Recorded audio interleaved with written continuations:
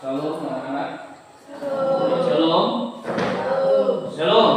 Salam sejahtera untuk kita semua. Ya, kita akan mulai pembelajaran kita hari ini. Sebelumnya perlu absen dulu ya. Amanda.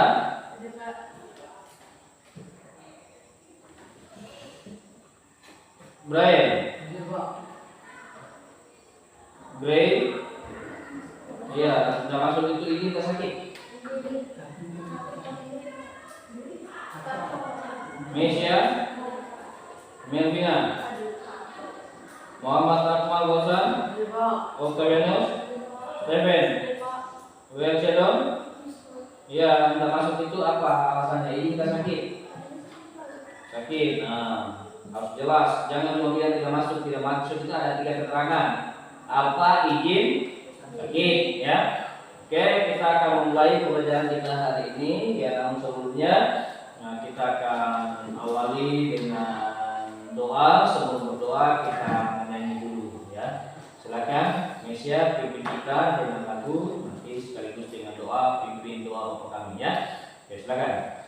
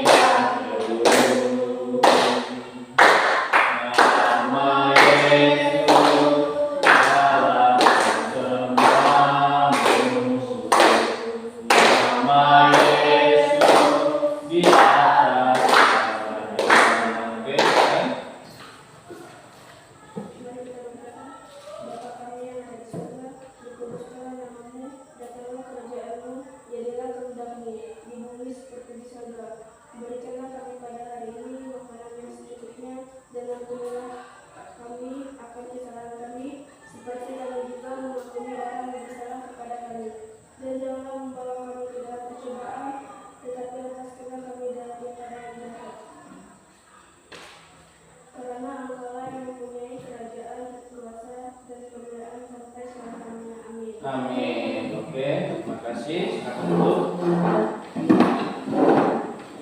Masih kita di babnya yang ke-8 materi kita masih berhubungan dengan disiplin di sekolah dan di rumah, atau disiplin di sekolah di rumah, atau disiplin di sekolah ya. Masih ingat materi kita minggu lalu? Siapa masih ingat tentang apa itu disiplin? Ayo, nggak usah buka buku, masih ingat tak? Siapa kira-kira masih ingat? Disiplin adalah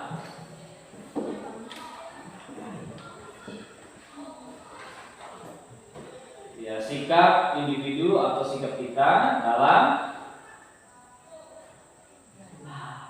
mentaati peraturan ya, atau tata tertib atau norma-norma yang berlaku. Itu peraturan atau itu disiplin. Itu kita individu pribadi kita yang melaksanakannya, melakukannya sebagai wujud kita mentaati apa itu aturan, ya apa itu tata tertib atau apa itu norma yang berlaku di sekitar, di lingkungan maupun di sekolah ya. Jadi ingat itu, jangan sampai lupa lagi. Minggu lalu kan sudah hafal, sudah ingat semua, pandai dia kan. Nah, sekarang masa lalu lupa lagi ya. Jadi jangan lupa. Oke, ulangi lagi. Apa itu disiplin? Sikap individu dalam mentaati aturan. Oke, nanti diingat lagi fungsi disiplin. Kita perhatikan halaman 94-95. Situ ada beberapa jenis fungsi disiplin. Yang pertama, apa? Untuk menata. Nah, itu beberapa fungsi disiplin menurut Tulus dalam Astifajariyah. Ya, itu yang pertama adalah untuk menata kehidupan bersama. Jadi itu kegunaannya disiplin untuk menata kehidupan supaya kehidupan kita lebih baik, supaya kehidupan kita lebih taat aturan, supaya kehidupan kita lebih bijaksana dalam menjalani hidup ini, yaitu untuk menata kehidupan kita atau kehidupan bersama. Itu gunanya disiplin itu. Ya, salah satu contoh, ya misalnya tempat waktu di sekolah kan, misalnya tempat waktu di sekolah ya itu disiplin salah satu untuk kehidupan bersama-sama, ya, menata supaya kehidupan kita lebih baik. Yang tadinya tidak tahu aturan, tidak tahu tata tertib, ya ketika ada disiplin itu ya kita semua bisa tahu. Nah, itu menata namanya, ya, supaya kehidupan kita ya bisa lebih baik. Yang kedua adalah apa? Sama yang kedua apa? Membangun kepribadian. Ya. Kepribadian siapa? Diri sendiri. Ya. Tadi misalnya di rumah apa tata tertibnya, ya kan, berpakaian yang bagus, yang rapi, sesuai dengan ketentuan sekolah, rambutnya rapi, kan gitu. Kata-katanya bagus, ya, atau perkataannya yang bagus, sikapnya yang bagus, tata keramanya yang bagus. Dia di rumah juga begitu. Ada disiplin di rumah harus kita ikuti. Misalnya, ya, tidak boleh keluar malam, tidak boleh terlalu lama-lama main HP, gitu kan, ya. Cuci piring, kapan kita harus nyapu, kapan kita harus ngepel, kapan kita harus makan, ya. Itu untuk membangun kepribadian kita, ya, supaya pribadi kita lebih baik lagi. Kalau tidak ada disiplin ya kita akan sembarangan, ya. Karena seperti misalnya kalau kita makan, sebelum makan kita ngapain misalnya? Sebelum berdoa ngapain dulu? Biasanya kita mempersiapkan dulu kan? Apa yang kita siapkan? Ya makanannya dulu, tangan kita bersih dulu kan? Setelah itu ya berdoa, lalu kita setelah makan apa yang kita lakukan? Ya kemas dong, cuci piring, cuci tempat kita makan. Ya untuk apa? Ya untuk membangun kepribadian supaya yang tadinya kita tidak tahu cuci piring bisa tahu. Gitu. Yang tadinya kita tidak tahu berdoa bisa tahu. Itu membangun pribadi kita. Yang tadinya tidak ganteng jadi ganteng. Kayak kemarin kan Stephen Su di rambut sudah rapi, ya gitu. Nah, sudah bagus, gak usah hanya masih panjang di atasnya. Ya. Coba panjang rambutmu, bukan anak sekolah, bukan anak pendidikan, itu dah, ya, kan sudah enak perkataannya, kan? Siapa yang baiknya? Ya diri sendiri, orang hanya menilai, ya kita ikutilah, kan gitu ya. Membangun kepribadian. Yang ketiga apa? Melatih, ya, membangun ini artinya ya, supaya kita ada perubahan. Kalau melatih, ya dari yang tidak bisa menjadi bisa, gitu. Itu melatih. Ya, misalnya ya, kita cepat bangun misalnya kan, melatih kita. Ya, misalnya kita ke sekolah misalnya jam 6 karena jam 7 masuk kan. Ya, kalau jam 7 masuk kita ke sekolah harus jam berapa? Ya paling tidak jam 6. Kalau masuk jam 7 kita pergi jam 7, coba kapan dari kita? Ya, bagaimana caranya untuk memperangkat jam 6? Apakah kita harus bangun jam 6? Nah kan gitu. Paling tidak bangunnya setengah 6. Ya, belajar seperti itu terus, melatih kita, ya. Yang tadinya kita malas, ya karena kita perlu di sekolah aturannya jam 7. Saya harus berangkat jam 6. Kalau saya harus berangkat jam 6, saya harus bangun setengah 6. Dilatih terus. Ya, karena kita lebih baik gitu, melatih. Ya. Seperti tadi aturannya Tuhan, ya berdoa sebelum makan. Yang tadinya kita tidak tahu berdoa, latih diri untuk berdoa. Yang tadinya kita malas baca kitab, ya, latih diri untuk baca kitab. Ya, makanya tugas di rumah nanti kita ini masing-masing menghafal satu ayat lagi, ya. Tiap masuk itu nanti tugasnya di rumah. Misalnya minggu ini Tidak usah yang banyak-banyak cari yang pendek-pendek. Bisa kalian hafal. Minggu depan saya suruh tanya lagi. Brian, coba satu ayat firman Tuhan yang kamu ingat. Jadi, paham nggak? Ya, melatih, kita berlatih lah untuk rajin baca Alkitab ya. Ya, supaya kita bisa hafal, bisa tahu isi Alkitab, bukan hanya sekedar kita baca, bukan hanya sekedar kita hafal, tapi kita ingat, kita lakukan juga ya. Yang selanjutnya apa? Ya, unsur paksaan. Karena disiplin itu unsur paksaan. Ya, karena kita dipaksa, betul enggak? Jangan begini, jangan begitu. Ya, karena kita merasa dipaksa, betul enggak? Karena orang merasa terpaksa, kadang melawan, sebenarnya jangan. Ya. Kayak dulu kan saya bilang, gak usah, Steven, gunting rambutnya, kayak dipaksa nggak bahasanya? Kayak dipaksa. Saya kok yang punya rambut, kok Pak Guru sekolah suruh saya gunting rambut, misalnya ya? Tapi kan ada disiplin di sana, ya ada peraturan di sana, ada tertib yang harus kalian ikuti, walaupun merasa kita dipaksa. Kita kembali di poin 1, 2, 3 tadi. Pertama, untuk kebersamaan kita, untuk membangun kepribadian kita, untuk melatih kepribadian kita. Oh iya, walaupun harus dipaksa itu ya.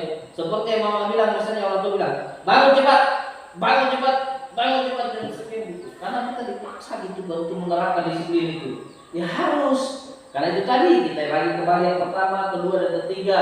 Selain kebersamaan, membangun dan melatih kita. Ya. Karena harus disiplin seperti itu. Ya. Karena kita merasa kayak dipaksa, ada unsur paksaan. Ya untuk apa? Ya untuk supaya kita lebih baik gitu. Ya. Memang itu seperti itu. Ya. Ngerti nggak kira-kira? Ya. Disiplin gitu kayak kita dipaksa, betul nggak? Ya. Masukkan dalam bajunya. Misalnya kan, dulu kita nggak suka masuk dalam, ya di sekolah harus masuk dalam, ya, karena kita itu seperti paksa, ya, tapi memang itu loh disiplin, ya. Kalau dari bos seperti itu, ya kita nggak, ngerti nggak? Ya, yang kenapa Pak? Ya, aturan di sekolah dan di rumah jika tidak dijalankan tidak taati, sanksi atau hukuman yang harus diterima, ya disiplin kan begitu. Disiplin adalah peraturan, ya, atau sikap kita individu untuk melakukannya, ya, sebagai wujud kita mentaati tata tertib, peraturan atau norma. Jadi setiap orang yang melanggar apa akibatnya? Betul nggak? Ya, di Alkitab saja kita melanggar dihukum. Ya, kita melanggar akibatnya dosa. Hukumannya apa? Maut. Ya mau bisa mati, bisa menderita, ya, bisa semua. Ya. Alkitab aja begitu. Masuk hukum dunia tidak ada gitu. Yang melanggar hukum, yang melanggar firman, akibatnya adalah dosa. Dosa hukumannya ya maut. Barang siapa yang berbuat dosa, ya kan, ia kehilangan kemuliaan Allah. Kan gitu. Ya, hukuman dosa ialah maut. Ya. Kalau kita hidup sesuai firman, ya hukum Tuhan apa? Yang melakukan firman, hukumnya adalah hidup yang kekal. Apalagi di dunia, tidak ikut aturan, ya jangan marah kalau dihukum misalnya. Karena kita tidak terima dihukum. Ya namanya peraturan harus ditaati, itu enggak, Indonesia. Ya. Tidak taat, ya hukum. Ya. Jadi disiplin juga sebagai hukuman. Yang kenapa Pak? Menciptakan lingkungan Yang kondusif. Tidak usah jauh-jauh, kita di sekolah dulu ya. Ketika ada peraturan, ya lingkungan kita jadi kondusif, jadi aman. Pertama, selalu dibilang jangan menyebut nama orang tua dengan sembarangan. Ini kita harus terapkan, ya aman. Jaga kebersihan lingkungan sekolah, lingkungan kelas. Kondusif nak, aman lah kira-kira. Enak tak lihat lingkungan bersih. Jangan saling mengejek, jangan saling memukul, jangan ada kekerasan, ya kan? Jangan ada bullying dan lain sebagainya. Itu apa? Itu disiplin untuk kita supaya kondusif, supaya aman, supaya damai, supaya sukacita, supaya sejahtera. Coba di sekolah tidak ada hukuman untuk mereka yang melanggar aturan. Seenaknya dia menyebut nama orang tuanya, seenaknya dia menyebut bahasa kotor, seenaknya dia mengejek teman, seenaknya dia memukul teman misalnya, seenaknya dia masuk kelas dengan pakaian yang compang-camping, yang tidak karu-karuan, seenaknya dia punya rambut mau dipirang kah, mau dikasih warna kah, mau digondroin kah, ya kan? Terus seenaknya dia masuk dalam ruangan mau becek kah, mau kotor kah, mau apa kah di situ. Coba tidak boleh seperti itu. Kondusif nggak? Aman nggak? Ya. Sehat nggak? Sukacita nggak? Ya enggak akan begitu. Ya. Jadi semua dilakukan supaya ya kondusif semua. Makanya Indonesia begitu. Ya. Ada peraturan undang-undangnya, kita hidup di atas dasar negara. Apa dasar negara kita? Pancasila. Ya kan gitu. Itu dasar negara kita, Pancasila. Kita hidup di dasar itu. Kalau kita hidup di dasar itu pasti tidak bagus negara kita. Karena kita ada dasar negara kita Pancasila. Ya kita hidup di sana, yang taati peraturan perundang-undangan di sana ya. Lihat, yang membunuh di hukum, yang mencuri di hukum, yang memfitnah di hukum, ya kan? Yang merampok di hukum. Ya itu apa? Karena kita hidup di atas dasar perundang-undangan, dasar negara kita Pancasila. Coba kalau tidak ada gitu, seenaknya orang saling membunuh, seenaknya orang saling mencuri, mengambil hak yang bukan miliknya. Seenaknya kita hidup. Makanya ada peraturan tadi, perundang-undangan, ada dasar negara kita. Ya, begitu juga di rumah ada peraturannya orang tua, walaupun tidak ditulis. Di rumah jarang ditulis, itu enggak. Tapi ada orang tua bilang, nak, ya, kalau pergi main jangan pulang larut malam, betul enggak? Ya, nah, kalau pakai motor kalian kan masih di bawah umur, ya, pelan pak, hati, kan? Itu walaupun dia dicatat, ya, supaya apa? Supaya kita lebih baik, aman, kondusif gitu, ya. Ya itu menurut Asti Faijalia. Yang selanjutnya ya, yang Sigi Gunasa, coba lihat di bawahnya. Satu, apa? Mengetahui. Iya, ini supaya kita mengetahui pengetahuan dan mengerti apa yang bukan milik kita, apa yang milik orang lain. Itu untuk guna disiplin juga. Kita tahu, ini hak saya, ini milik saya, itu punya orang, itu milik orang, itu hak orang. Nah, kita dibatasi oleh saya. Yang selanjutnya apa? Iya, itu disiplin supaya kita mengerti. Oh, ini larangan. Namanya larangan berarti tidak boleh dilakukan. Ya, sama seperti Adam dan Hawa ketika mereka berada di taman Eden, Tuhan bilang jangan makan buah atau pohon pengetahuan yang baik dan yang jahat. Hawa makan, ya kan, dikasihnya ke Adam, lalu dilemparkanlah mereka, diusirlah dari taman Eden. Kenapa? Ya karena ini sudah peraturan yang mereka langgar. Adam dan Hawa aja. Jadi itu masuk dari disiplin untuk mengerti kita mana larangan. Aku ulangi lagi, yang dilarang berarti tidak boleh. Ya, berarti jangan dilakukan karena itulah larangan. Kalau perintah baru boleh dilakukan, karena itu perintah. Namanya larangan sama seperti jangan buang sampah lalu you buang di sana. Melanggar enggak? Melanggar. Pas sekolah sudah bilang, jangan buang sampah di depan kelas 7 itu, di belakangnya. Bapak lihat di situ sampah pokmi masih banyak. Melanggar enggak? Nanti sebentar kalian dihukum. Kan misalnya bersih-bersihkan itu. Siapa yang salah? Ya karena sudah dilarang, jangan lagi buang sampah di situ. Tempat buang sampah di mana? Di belakangnya lagi. Karena apa? Itu kan dekat ruang kelas kan?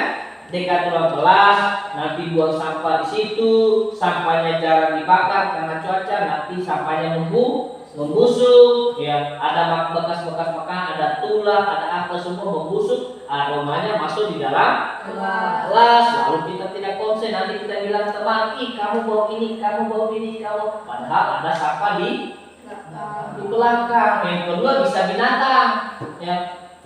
Ada semut lah tiba-tiba masuk dalam ruangan kita, dari mana ya? Karena dari sampah situ dia makan dulu. Terus bisa binatang-binatang ular apa segala macam masuk di dalam ruangan kita. Tapi lihat buktinya, masih ada orang yang membuang sampah di situ. Coba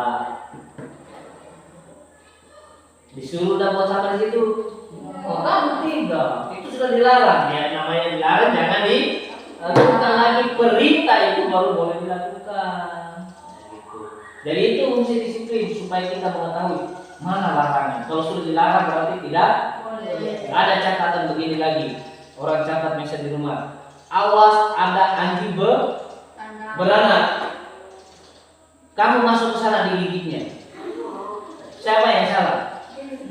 Oh, nanti kita salahkan, oh ini anjing milik ini gara-gara ini saya digigitnya. Padahal sudah ditulis besar-besar di situ. Ada anjing beranak, masih stay di situ lalu digigit lah dia. Itulah hukumannya tadi, salah Yang ketiga apa? Mengerti tingkah laku yang baik. Iya, siapa yang melanggar aturan berarti punya pribadi yang buruk. Masa baik sudah dilarang ya kayak itu, sudah dilarang masih berarti melarang, berarti pribadinya ini tidak benar ini. Karakternya ini berarti tidak benar, sikapnya masa sudah dilarang masih dibuat benar. Apalagi seumuran kita ini kan sudah remaja. Ya kan? Sudah remaja ya sudah tahu lah mana itu yang baik, mana yang tidak. Mana yang itu larangan, mana itu perintah, sudah harus tahu kita. Ya. Kalau kita anak kecil saja ya, anak kecil lah yang misalnya umur 1 tahun, 2 tahun misalnya kan, jangan pegang api misalnya, itu panas. Biasa dia nggak mau, anak kecil aja bisa tahu ya, itu api panas. Tapi kan kalau kita nggak tahu, maksud kita apa? Tahu ya, tapi tidak mau tahu. Ya, sudah tahu itu api, kadang kasih tangan sedikit. Panas nah ya. Ya betul sih mencoba-coba supaya tahu, tapi kan itu sudah dilarang kan. Ya, jadi kita bisa paham ketika ada peraturan lalu orang melanggar, nah kita sudah bisa nilai. Pertama, ini benar nggak anak ini. Yang kedua, mengerti nggak dia. Yang ketiga, oh jangan-jangan dia punya pribadi memang begitu, dan yang pribadinya memang susah diatur, susah dengar-dengar. Ya. Itu disiplin ya, supaya kita menguji karakter kita yang kita baik atau tidak. Paham begitu? Yang terakhir yang apa? Belajar mengendalikan keinginan dan berbuat sesuatu tanpa merasa oleh hukuman. Belajar mengendalikan diri kita. Kembali lagi, kasih contoh lagi. Ya. Nah, untuk dapat kita mengendalikan diri kita, misalnya milik orang nih kan, ini uang lah misalnya 10.000, 10.000 tidak usah banyak-banyak dulu, ya kan? Kita ini sedang haus, kita tidak punya uang, tidak punya minuman, ada uang lah di atas meja kawan. Ini mejanya, ini tasnya ada uangnya 10.000 situ, ya kan?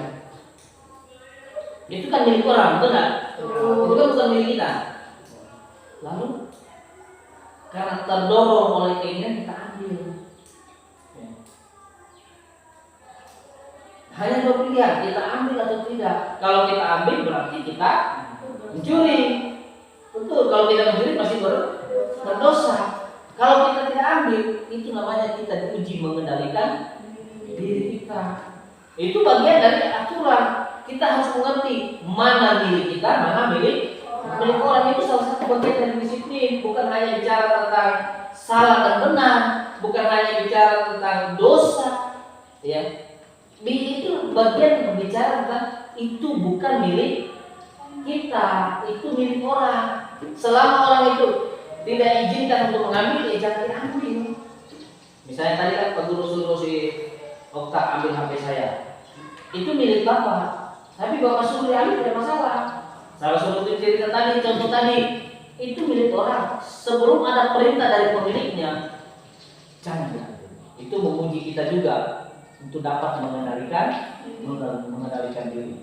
Karena salah satu bagian dari disiplin itu adalah untuk mengetahui karakter kita ini baik atau tidak baik. Yang kedua untuk mengetahui bahwa mana milik kita dan milik orang. Jadi salah satunya adalah untuk mengendalikan. Ngerti tidak satu? Ngerti. Maka ulangi lagi. Oke, satu lagi. Mulai dari pertama. Fungsi dari disiplin. 1. Untuk apa? Bersama. Untuk menata kehidupan bersama. Yang kedua. Membangun kepribadian. Yang ketiga. Melatih kepribadian. Yang keempat. Unsur paksaan. Yang kelima. Hubungan. Yang keenam. Menciptakan lingkungan. Ya, menulis lagi. Yang pertama, 1. Mengetahui pengetahuan dan pengertian sosial mengenai hak milik orang lain. Iya, yang kedua. Mengerti larangan-larangan dan segera menurut untuk menjalankan kewajibannya. Yang ketiga. Mengerti tingkah laku yang baik dan menurut. Yang keempat. Belajar mengendalikan keinginan dan berbuat sesuatu tanpa merasa terancam oleh lingkungan. Iya, oke. Di situ penjelasan dari materi tentang fungsi disiplin. Ya, dari 2 toko dari pembelajaran kita. Ada pertanyaan